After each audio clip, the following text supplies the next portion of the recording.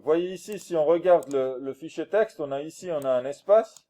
Et là, on a ce petit triangle, ça veut dire une tabulation. Donc, en fait, dans ce fichier-là, les différents champs sont séparés par des tabulations et pas par un espace. Donc, en fait, ce qu'on peut faire avec le scanner, on peut lui dire,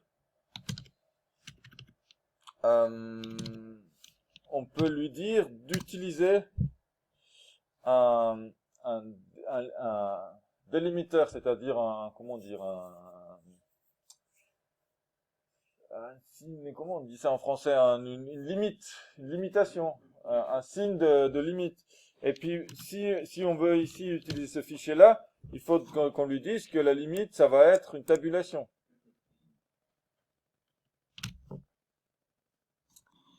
Et si on le relance maintenant, on voit que là, on a Hot Wheels Unleashed, No More Heroes 3, donc ça marche ici.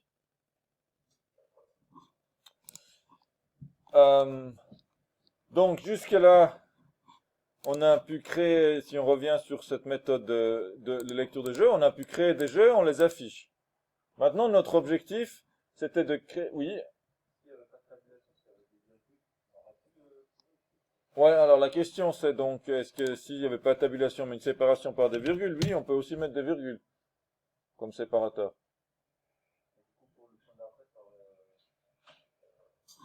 Alors là, ça poserait un problème.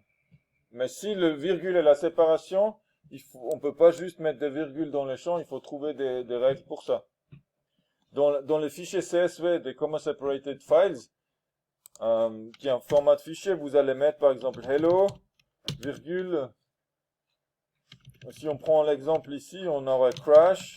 Après, vous aurez la virgule pour la séparation. Et si vous avez des virgules dans le fichier même, ben, il faut l'entourer par des guillemets. Ça s'appelle les fichiers CSV. Mais voilà, je veux pas trop rentrer dans les différentes lectures de format de fichier, mais généralement, si le fichier il est bien pensé, on arrive à le lire correctement. Donc ici, il faut utiliser la tabulation comme séparateur. Là, maintenant, notre méthode ici, elle lit un jeu vidéo. Elle crée une instance ici. Qu'est-ce qu'on doit faire avec l'instance?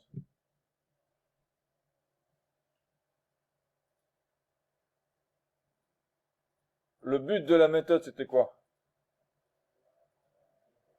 De créer une liste. On veut retourner une liste de jeux. Donc on doit l'ajouter dans la liste. Dans quelle liste? Je vous entends pas. La liste Dieu, elle est où la liste Dieu?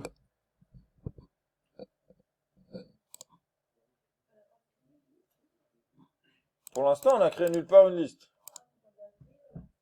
On doit créer une liste.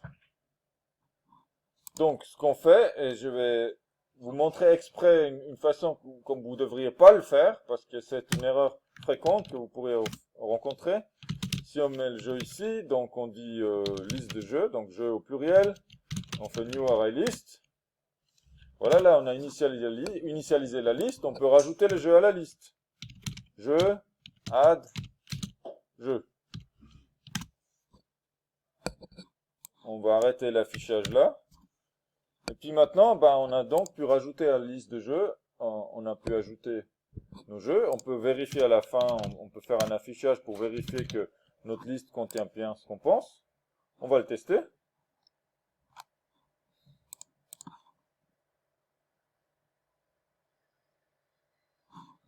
Donc ici, on voit que c'est une liste et qu'effectivement, on a plusieurs jeux.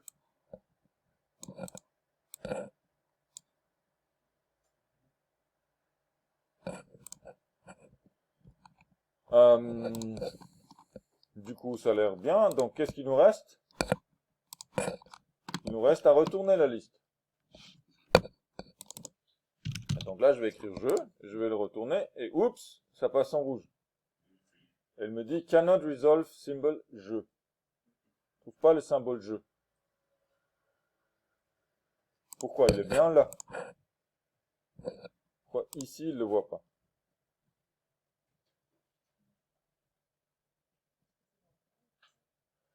Ouais, effectivement, c'est dans le try qu'on l'a déclaré.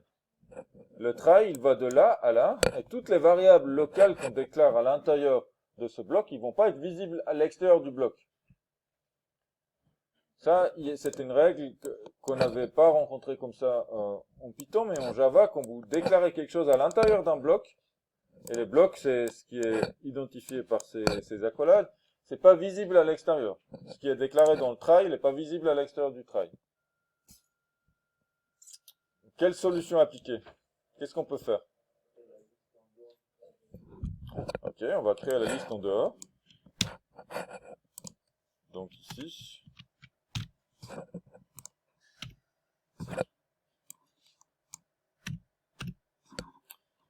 Et là, ça passe. Du coup, notre affichage, au final, on va plutôt le faire depuis le main ici. On va afficher les jeux. Je supprime cet affichage-là pour pas trop encombrer notre affichage. On reteste.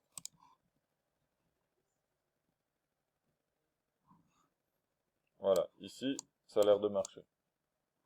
Donc en termes de structure d'un programme de lecture de fichiers, on vous propose de suivre une structure qui va vous éviter un certain nombre de problèmes, qui est de d'abord faire une méthode qui lit le fichier, donc qui crée un scanner sur le fichier, ici. Et ensuite, vous lisez les lignes dans ce fichier-là, et pour chaque ligne, vous allez traiter la ligne. Alors ici, il s'agit de créer une instance de jeu, donc vous pouvez faire ça.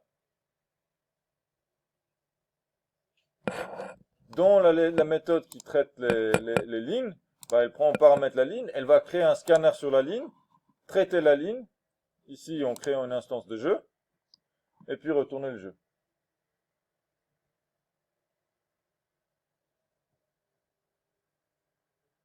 Ça va jusque là? Ok.